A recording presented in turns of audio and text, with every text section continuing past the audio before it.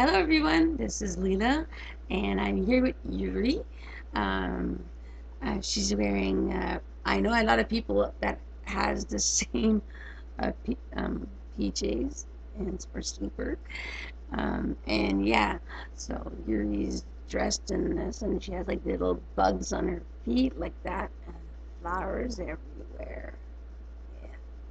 Here's Yuri, also Auntie Yvonne from having you on.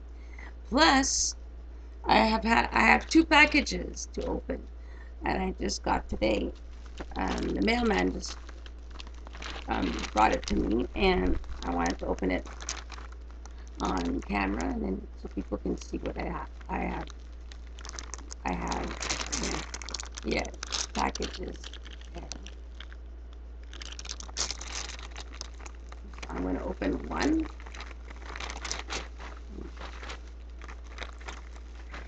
Oops.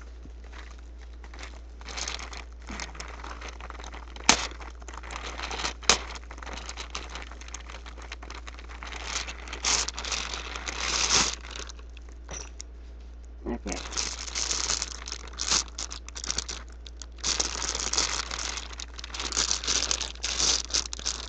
White.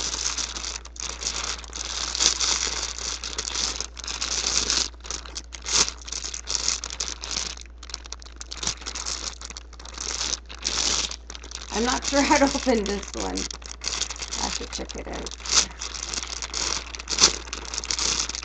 I do have scissors. Oh, there it is.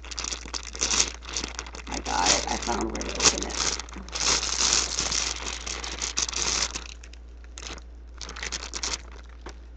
Oh no, shoot. Something fell on the floor.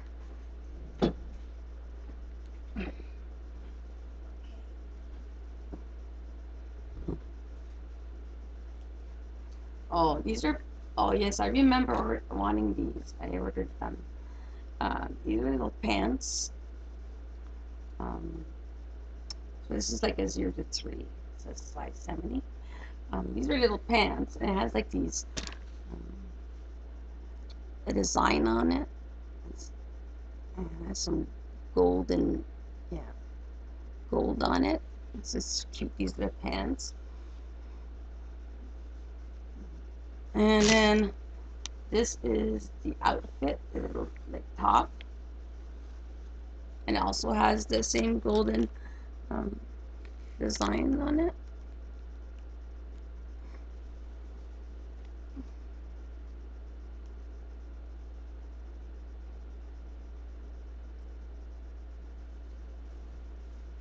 It has straps.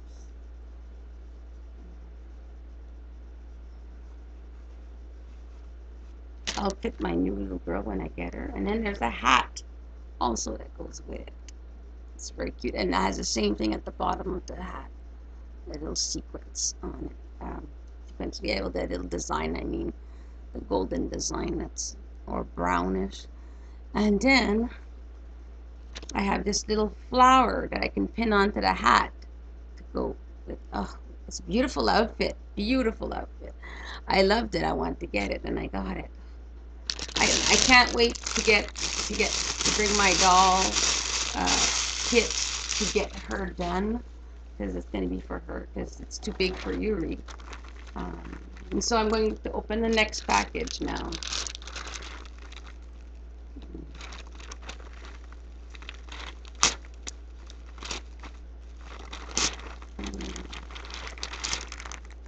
This one wasn't that hard to open. Wow, this is gorgeous. This is gorgeous.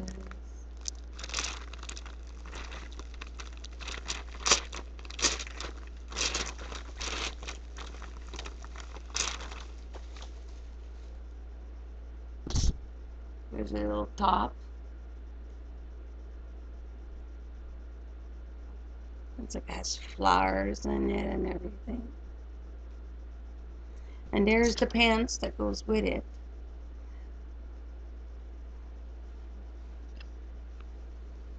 I find, oh, this is gorgeous.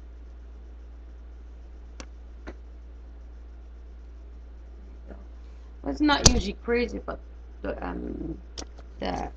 like the mustard color, but I don't know. This looks good with the top. So these are the two packages that I got. They're really cute, very very cute. Today is Thoughtful Thursday, and so what I want to say, I don't know what to say today. Just give me a minute.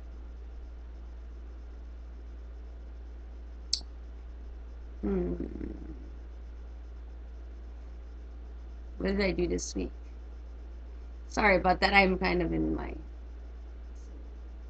day.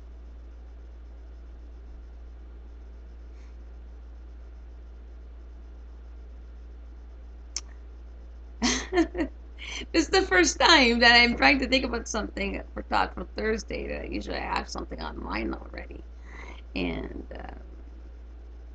well, since I'm not sure what I want to do, um, I will um, I will read a story today. That's all for everyone. That's a thoughtful thing to do. So that's something. Yeah, I'll do. Since I was supposed to read a story yesterday and I didn't, so I'll read one today because I know some people like stories, um, and so that's what I'm going to do.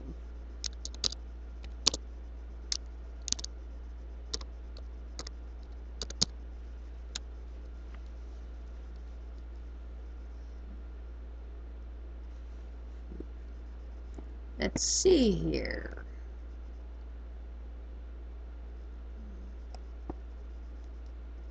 Let's see here. Let's see here. Hmm.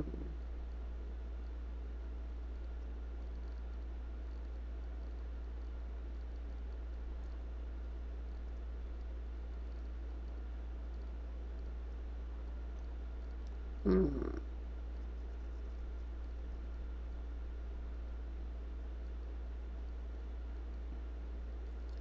I'm just looking here to see what I want to read. Um,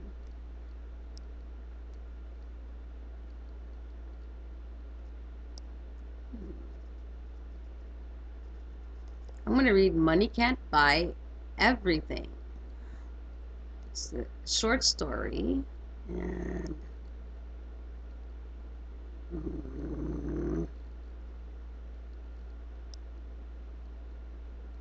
let's see here. Is that really okay? This is too short. Sorry about that. I'm going to keep looking.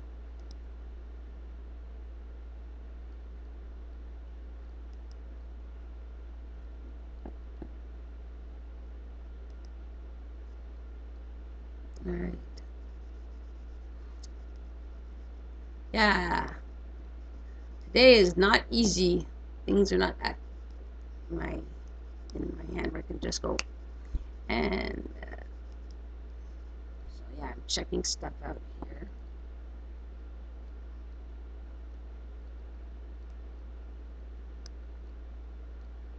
Let's,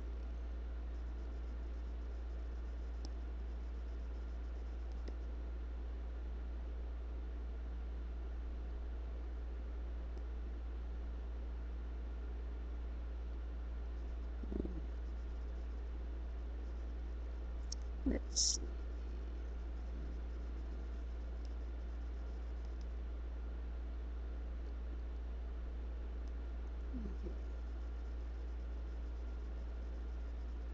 I'll read I Want a Monkey. That sounds funny. It could be good for Monkey Monday for our group.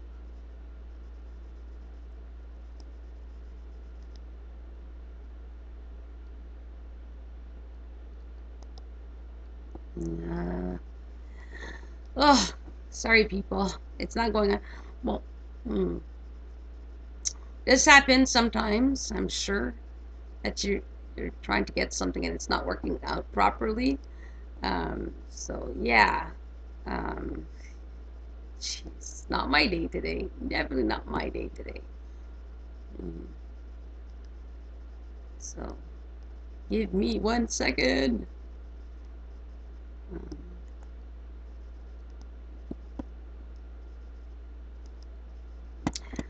So yeah.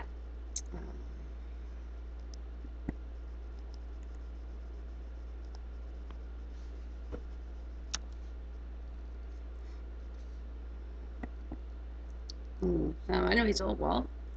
I know my friends like when I read stories, some of them on Facebook, so it's a nice way to connect to each other. Um, and so, um, yeah, so and yeah, I like it. Not everybody will want to listen to stories that I read for sure. Everybody has their choice, and that's fine. That's fine. It's to respect each other. That's what's important. Um, so, yeah. So,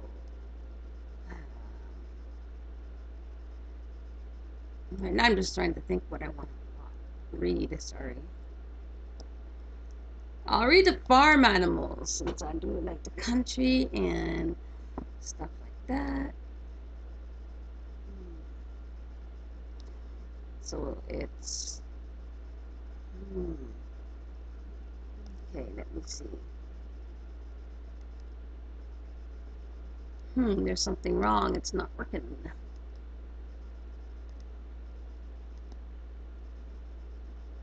So I can't read that. Meow, meow.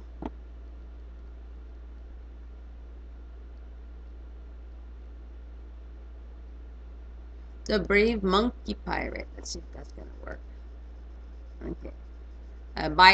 Okay, it's called The Brave Monkey Pirate. Um, by Hayes Roberts, and I have Yuri with me. So, yeah, she's right here. There you go.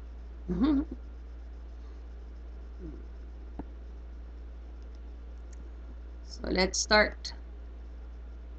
One day, the pirate Modi was out running errands with his mom. They stopped up for groceries and ate peas at his favorite restaurant. Then the pirate Modi's mom said, "Oh yes, we need to stop off at the doctor's office for a quick checkup." The doctor checked Modi's heart, his blood pressure, and his knees. Then he explained that Modi would come back the next day and get a shot to protect him from scurvy or something. The pirate Modi did not like shots. That evening, his father came home and Modi told him all about the visit to the doctor. Modi's father said, "Modi, I know of something that can help you. Take this map and my fastest pirate ship and find it. Also, if you stay very still for the doctor, you can have some ice cream." Mm, nice treat. So Modi followed the map through the wildest seas and climbed up volcanoes filled with fiery lava and sneaked past creatures so terrible that they will not be described in this book, until he reached an icy castle at the top of the mountain. Inside he found a great crab wizard on a crab wizard throne. The crab wizard spoke these words: "Monkey pirate, because you have braved many obstacles to get here, I will give you this rock. When you get a shot, you must squeeze the rock very tightly and count to 3. You will be magically taken into the future where the shot will be finished. Also, you can have some ice cream after." The pirate Modi thanked him and sailed back home to get some sleep. The next morning, he took the rock with him to the doctor's office. The doctor hummed a little song and filled up Modi's shot. Modi chose Modi chose his eyes. Modi closed his eyes very tightly, squeezed the rock as hard as he could, and counted 1, 2, Hmm. The crab wizard was right. The shot was finished. The brave monkey pirate was now immune to scurvy and some other stuff. And he had ice cream on the way home. The end. That's cute. That's a cute story. Definitely.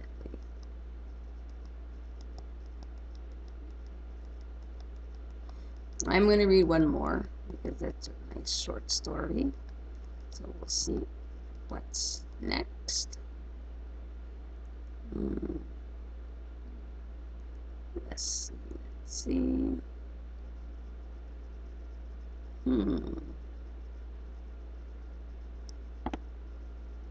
Kitty wants a box. That looks like fun to read.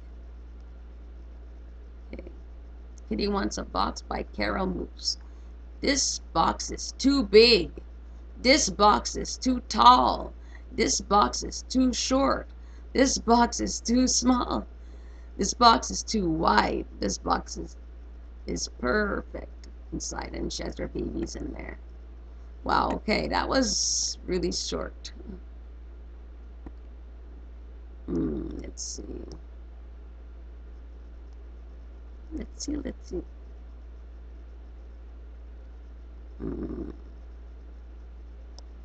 We'll go for a tale of friendship. A tale of friendship. Okay. A special note that thank you for okay, whatever that. Okay, written and illustrated by Carol Moore. So let's see. Um, okay, this is a long story.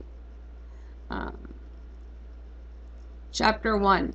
Okay, years even before the Indian had set foot in America, there lived a colony of beavers on the bank of a tributary of the Mattawamkeag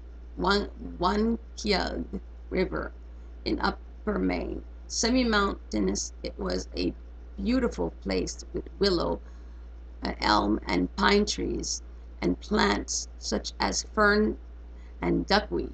The bank of the tributary were dotted with meadows of wild grass created by the beavers in the cutting of trees to build their dam. The beaver colony was neither large nor small, having 3 families and 10 members, and like all beavers, they worked very hard to dam the small river. Although the beavers took occasional breaks, usually for not more than half an hour, one beaver relished sitting at the water's edge deep in thought. He worked harder and faster just as he could sit still longer. Um, just so he could sit still longer. Yeah. If they kept busy with the who and what of things, he found value in the if and why of things for hours at a time. One day in early spring, while he was sitting on the bank, deep in thought about why trees shouldn't shed their leaves in winter, he was distracted by a loud whack, whack, whack, and a rat, rab, rab, rab. He looked up to see 4 mallard ducks attacking a smaller one that limped, chasing her from the water onto the bank near him. He struggled to get a foothold, suffering numerous pecks, and he saw anguish in her eyes. It was too much for him, for his sense of fairness. "Stop that," he blurted out. The ducks ceased their pecking and fell back astonished. They were accustomed to being ignored by beavers, so what was this? He glared at them, but didn't say anything more. So all but the small one that limped jumped back in the water. She caught her breath before quacking. "Why did you do that?" The beavers the beaver shrugged. "They're always picking on you. I got tired of it." "Well," she said, "they didn't used to pick on me, but nobody else cared. No, not ducks, and certainly not beavers. It's very curious." Curious? Why, yes. The duck began preening her feathers, pretending indifference. I noticed things. If I didn't, I couldn't keep out of the way of those hooligans, always chasing me. I noticed you sit here far more than other beavers do, and that makes me curious. The beaver sighed. Oh, I like that word, curious. Curiosity, curiously, curiousness. He rolled he rolled the sounds over his tongue, like the taste of a tender willow sprig. I am myself curious about many things. For instance, what is your name? Miana. The beaver lowered his voice as if they were conspirators. Miana, my name is Duro. I have a question. I've often wondered about those objects that hang in the sky. Not the clouds, but the round things, that very big, bright one during the day, and the dimmer one at night, along with all the sparkles. Have you have you flown there? Can you touch them? Oh no, she said. It doesn't matter how high I fly, they're always farther. I suspect I could fly for 10 summer times and never reach them. Really? Duro was so impressed, Minna flapped her wings momentarily. Yes, when you fly, do you notice? When you fly, you do notice a lot of things. Like, did you know there are not just other rivers and lakes like we have right here, but a lake so big it takes weeks, maybe months to fly across. I I've never actually crossed it, but we ducks hear stories from other birds. It tastes salty and strange. Animals swim in there. Like a fish so big it could swallow this pond in one gulp. The beaver was enchanted. He'd never heard such a thing. He listened in rapt wonder, and the duck talked on about seals, dolphins, water spouts, and hurricanes. She had an endless supply of information, so their conversation continued for hours, punctuated only by the beaver's quick dip into the water. He apologized, explaining that he needed to wet his paws or they developed cracks in the warm spring air. The more Duro listened, the more Miana told, until they had talked late into the afternoon, and the trees' shadows had become fingers long, and, and a cool breeze had sprung up.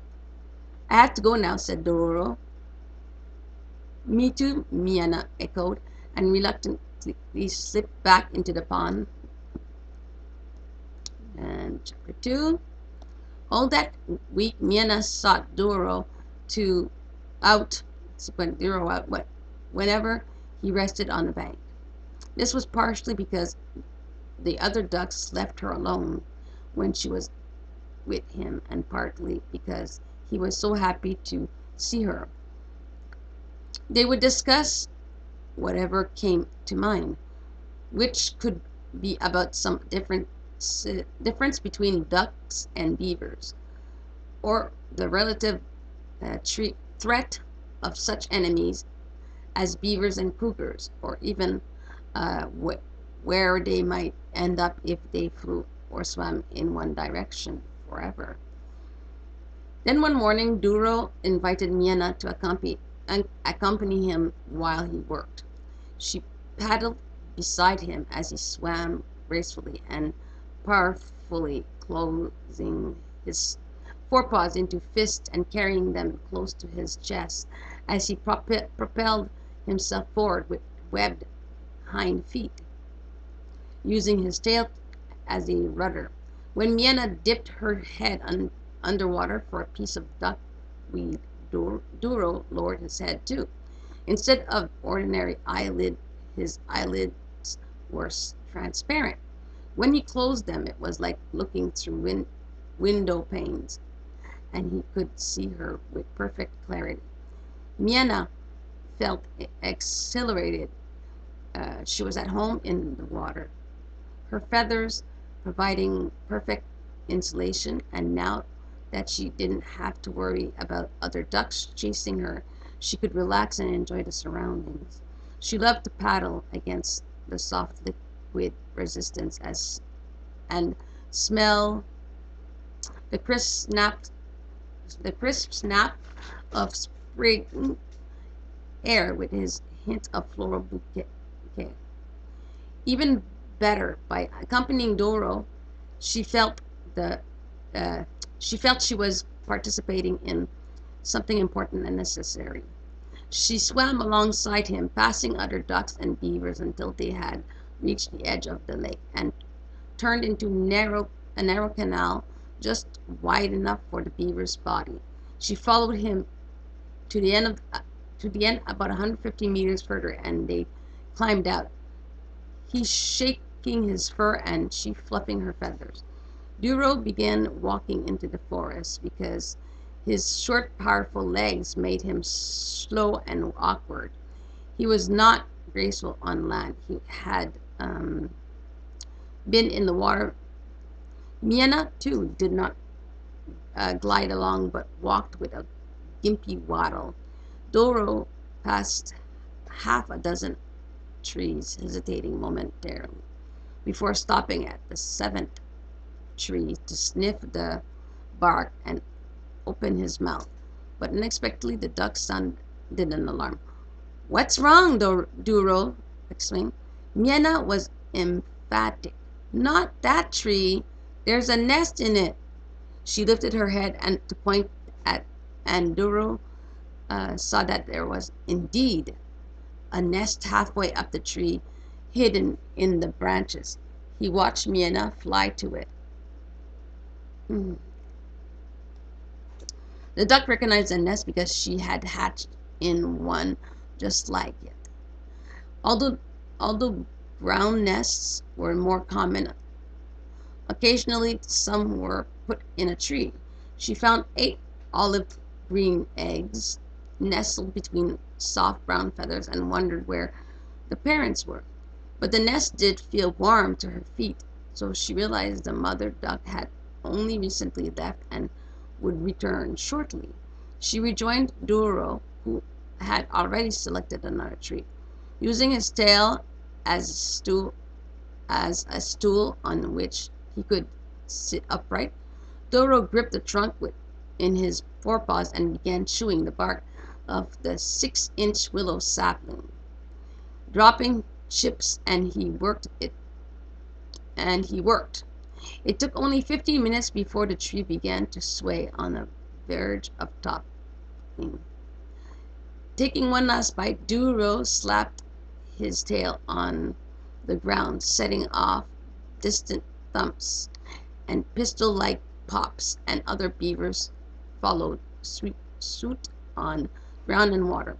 Even Miena knew this was the beaver's version of timber, an emergency signal that reverberates throughout the beaver colony, telling others to seek the safety of water until they are sure no enemies have been attracted by the sound of a falling tree. Duro too returned to the canal and waited 10 minutes before he got out and began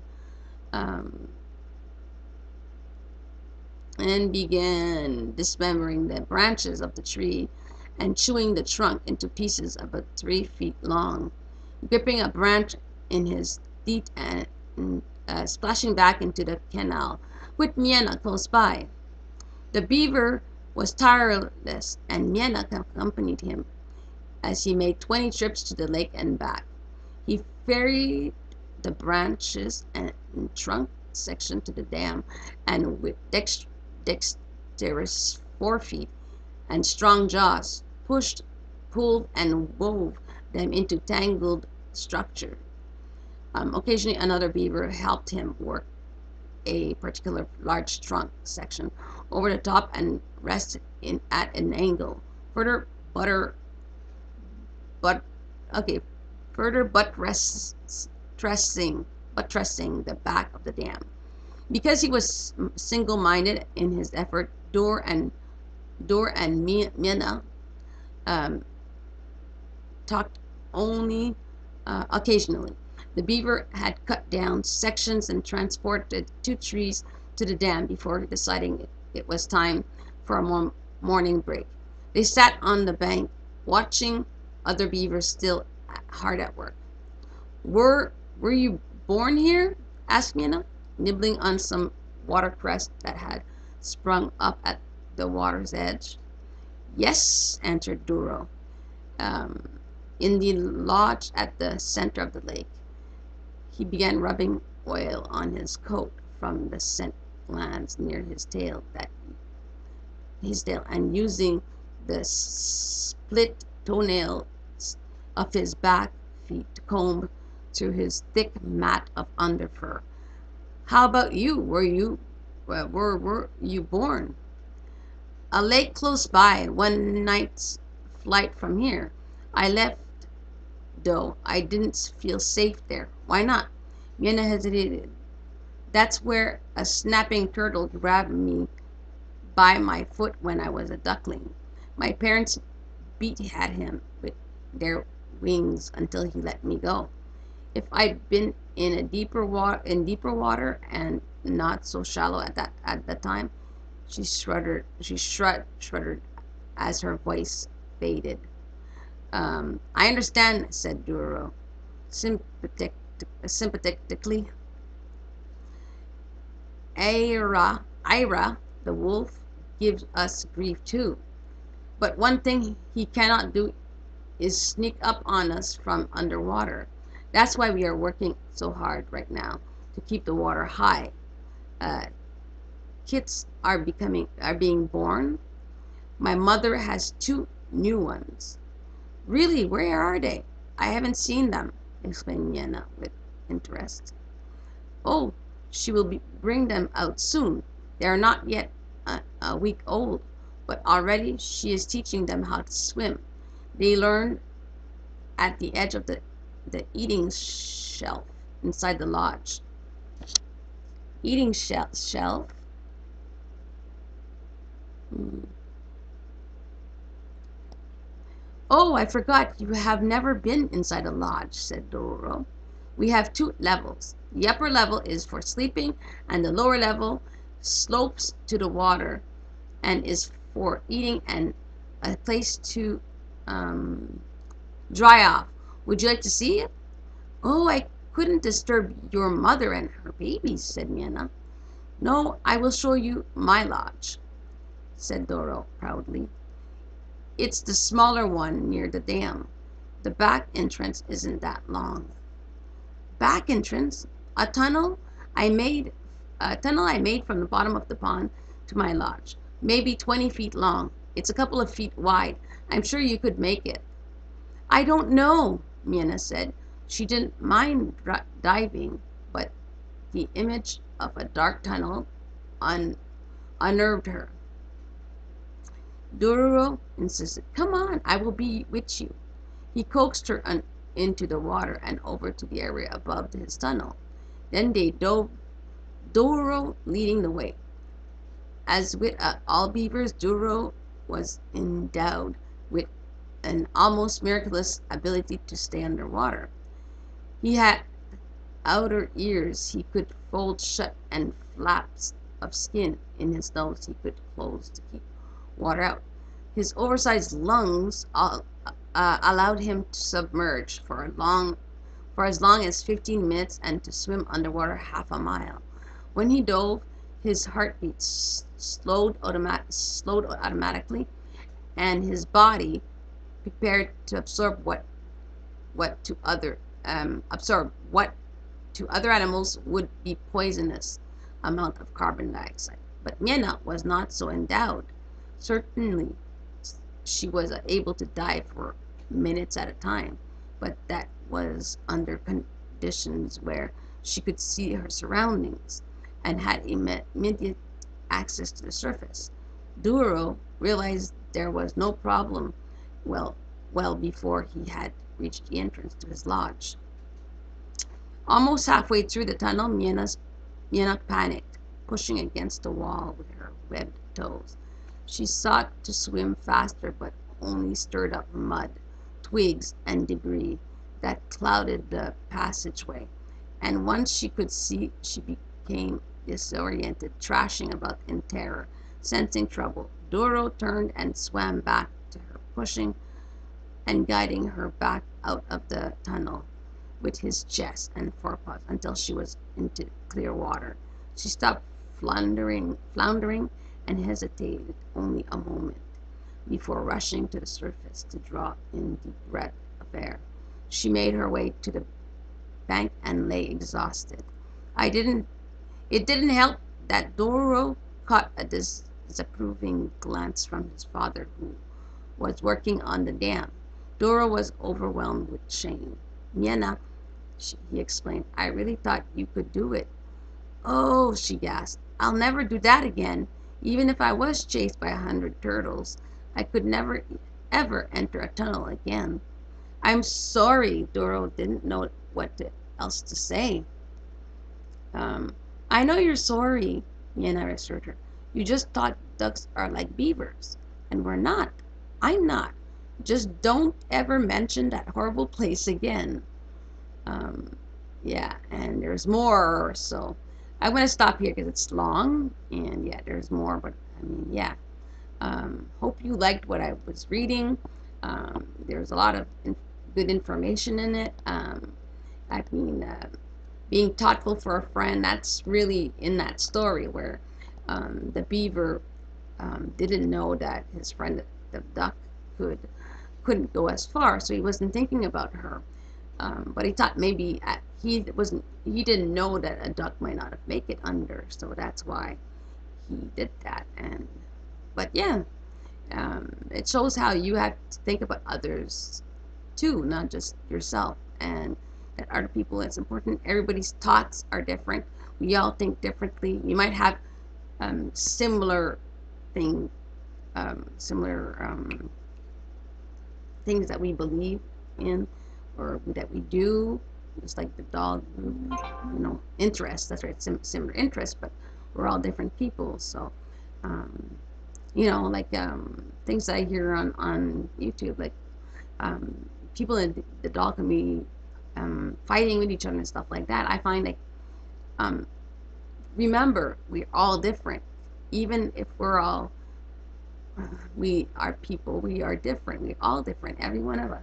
So if you don't like something about the other person, or you don't like their video or things online, then don't go there. Go find people that you're happy with, people that you want to have fun with. And so that's what I would say, is just do things that makes you happy. And if you don't like somebody's video, don't watch it. You don't have to be there. There's so many people now that are in doing videos with their dolls or reborns on YouTube and Facebook. So you'll find someone that you connect to. And yeah, always remember, it's not just for the doll you're watching, especially when you're watching, it's not to see the doll, it's also the person. The person is the most important thing. The dolls is a part of what we do. Anyways, thank you for watching, and I'll be going, and yeah, bye for now.